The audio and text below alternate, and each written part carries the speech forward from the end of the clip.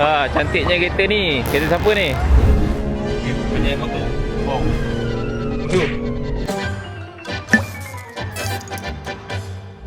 Selamat datang Grab EV Premium. Nanti invoice aku email eh. Ini dia nasi kandar. Macam kenal abang salam. Kamel. Saya ada. Mak, saya ada dalam ni tau. Nanti tengok tau. Hai guys, so hari ni for the first time aku nak bawa Tesla ni pergi ke Penang. Sebab selama ni aku tak pernah bawa pergi Penang kereta Tesla ni. Kalau pergi Penang macam jauh-jauh tu aku bawa kereta lain lah. Rasanya paling jauh pun kereta ni pergi adalah sampai Pahang kat kampung aku, Jengkel 9. Dengan satu lagi sampai dekat Damai Laut lah. Damai Laut tu dia dah macam hujung-hujung kawasan Perak kan, dia bahagian lain. Tapi tak sampai Penang lagi. So hari ni kira first time lah kereta Tesla ni nak drive jauh. And aku dah charge penuh tadi actually. Aku charge kat rumah aja guna AC charger dia. Aku charge sampai 100%. Ni pun dah bergerak sikit. So sekarang tinggal 96%. So kita tengok along the way berapa peratus kereta Tesla ni dapat bertahan bateri dia. Sebab first time kan. Aku akan cuba update by the time berapa persen, dah sampai mana, dah berapa minit, dah berapa jam kan. Kita tengok kalau aku direct terus sampai Penang, adakah kereta ni akan bertahan bateri dia tanpa recharge ataupun aku nak kena charge juga sebelum sampai. Aku dah check dalam apps Tesla, dekat Penang memang ada Tesla DC charger, Tesla supercharger lah. So memang memudahkan untuk pengguna Tesla. Cumanya minggu ni minggu cuti Thaipusam. So aku jangkakan mesti ramai gila orang dekat Penang minggu ni. Ini pun tak tahu jam gerak awal juga pagi ni, lepas subuh tadi. So hopefully jam tak teruk sangat. Dan hopefully charger tak berebut lah, ataupun tak queue panjang sangat. Okay, kita tengok macam nanti pengalaman drive EV Tesla ke Penang waktu cuti, waktu pack lah dekat Penang kan. Okay, let's go.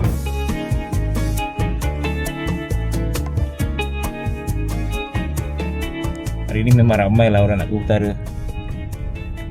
Okay, baru start jam kat sini ni. And bateri sekarang ni berbaki 84%. First time aku nak lalu smart lane. Sebab selama ni tak pernah lalu smart lane. Manakan jam teruk sini, so lalu smart lane lah. Cara nak tahu smart lane ni boleh lalu ke tidak, kena tengok signboard. Dan kat signboard tu dia ada lampu warna hijau tau. So kalau lampu warna hijau, bermakna kawasan tu dia buka untuk smart lane lah, untuk kita nak lalu kat kawasan kecemasan ni. Rasanya sebelum ni orang tak tahu sangat tau pasal smart lane ni. Tapi lately orang ramai dah mula tahulah. Kalau dulu kita ikut smart lane macam kena marah dengan mama motor, lepas tu kena kecam lah, kena viral kan.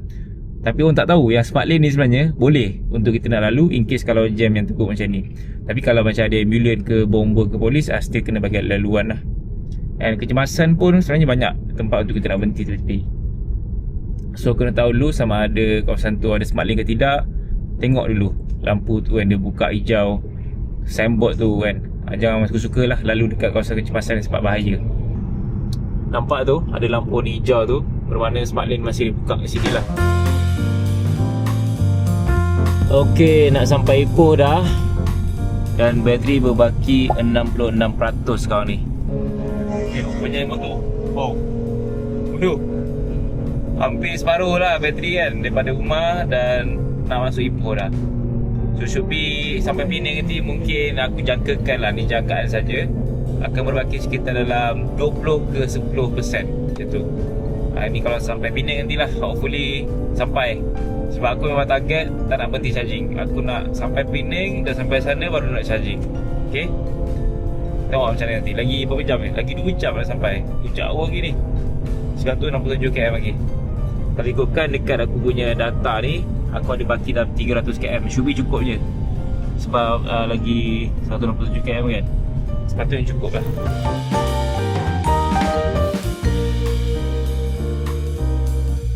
Sampai jap dekat area Gunung Semanggul. Kita isi minyak jap. Tapi bukan kereta aku lah. Kereta aku tak ada isi minyak. Kereta Kamel yang mecah. Air apa tu dek? Air bina ya? Air bina ya? Air bina. Air bina. Saya Kamel. Fast drive Bukan. Bukan? Macam kenal abang salam. Kamel. Saya ada. Mak, saya ada dalam ni tau. Nanti tengok tau. Okay bang, jumpa lagi bang Okay. Jumpa kat Penang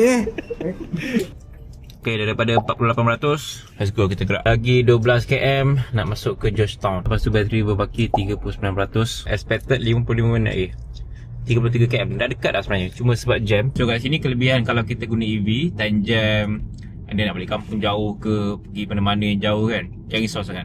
Jam tu memang satu kelebihan untuk EV, sebab kita akan lebih jimat kat situ kan. Kalau buat laju cruising tu memang akan makan banyak lah. So kita tengok nanti berapakah baki bateri aku once dah sampai dekat area tempat makan di Georgetown, Penang.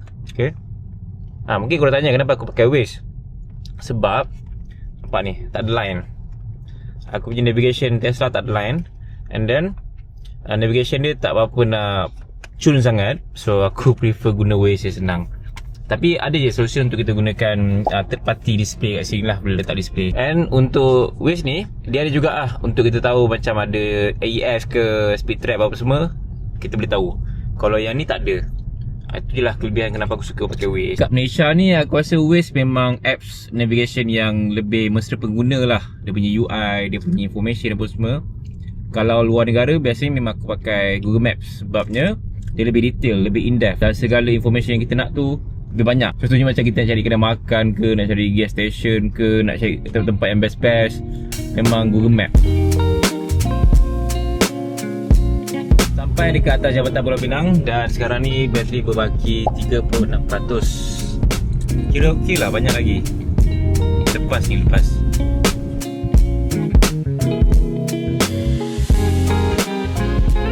Alhamdulillah, akhirnya sampai. Dia berapa dia? Pukul 7.30, 8.30, 9.30, 10.30, 11.30, 4 jam setengah, hampir 5 jam juga kita drive atas jalan tadi.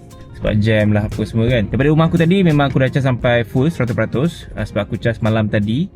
And pagi tadi kita gerak 7.30. Now dah sampai dekat Georgetown, Penang. Tengok berapakah tinggal persen bateri aku.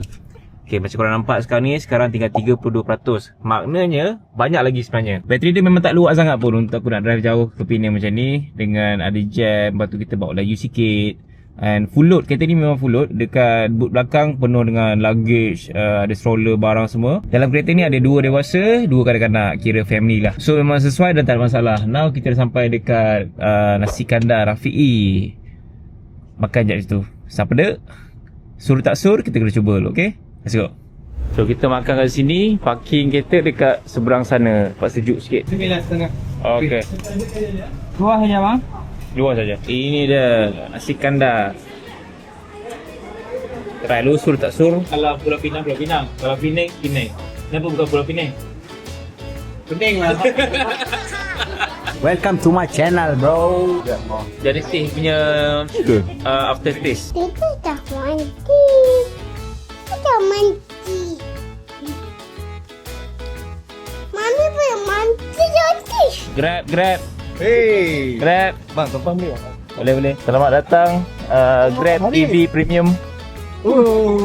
Nanti invoice aku email lah. Okey, memandangkan kita nak pergi jauh sikit dari sini dan bateri pun 21%. Tambah lagi load belakang ni ada 2 orang dewasa. Beratlah. Mana ada. Aku nak kena charge jap. So kat sini memang bersepah-sepah charging station. Senang lah. Aku charge dekat Jentari ni guna apps dia. So ini 50 kW je. Tarik and cocok. Aku nak charge sekejap je, mungkin nak sampai 50% cukup dah. So nanti waktu kita nak balik nanti baru kita akan charge sampai 80%. Mungkin hari Isnin lah. Sama lah. Nama saya Odi. Sama lah kamera. Oh, sama dah. Kawan. Cantik tak? Tapi dah banyak tu kau tambah aksesori tu. Aku tambah ni je. Apa tu? Macro lens. Nak check EV charger dekat area sini senang je. Kita gunakan Google Maps. Search EV charger near me dan nanti boleh nampak tu banyak gila EV charger. Tesla Supercharger pun ada. Senang. Tesla Supercharger dah atas sikit dekat area mall. Tapi yang charger luar ni senang lah. Actually aku prefer lagi charge dekat luar macam ni supaya kita drop by. Kita tak perlu nak masuk parking lah, masuk mall apa susah. So bila charger luar ni, tengoklah kawasan-kawasan macam ni kan. Just boleh drop by kat McD ke apa semua kan. Dan cocok charge, settle, gerak terus. So itulah sekian pengalaman aku bawa Tesla for the first time dekat Penang. Okay, kalau korang ada anything yang korang nak share, just boleh komen kat bawah ni. Ataupun korang ada pengalaman berbeza dengan EV ke, ataupun ada soalan-soalan korang nak tanya, just boleh tanya dekat bahagian komen, okay? Assalamualaikum. Bye. Salam.